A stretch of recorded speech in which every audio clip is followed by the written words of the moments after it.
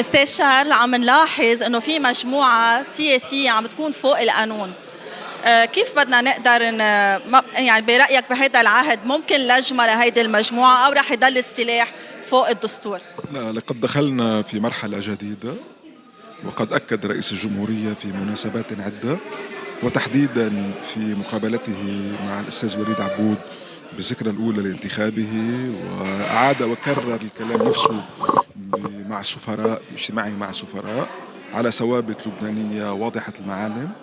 لا يمكن أن يقبل فخامة الرئيس أن تستمر الأمور وفقا لما كانت عليه في 30 و40 و50 سنة الماضية. نحن أمام زمن جديد، زمن إقليمي جديد، زمن دولي جديد، زمن محلي جديد. هذا الفريق الذي كان يستقوي بالسلاح على لبنان وعلى اللبنانيين، هذا الفريق هزم، هذا الفريق استسلم، هذا الفريق انكسر، وهذا الفريق مواصلته في حالة الإنكار السياسي للوقائع التي ذكروا بها فخامة الرئيس ونذكر بها كل يوم. هناك وقائع جغرافية، وقائع سياسية، وقائع ومعطيات عسكرية، ومعطيات محلية وإقليمية ودولية. كل هذه المعطيات عليها أن تدفعه أن يسلم سلاحه من أجل مشروع الدولة، ولكنه للأسف يواصل سياسة الإنكار، يخون فخامة الرئيس، يخون دولة الرئيس، يخون كل اللبنانيين. ولكن هذه السياسة لن توصل إلى أي مكان.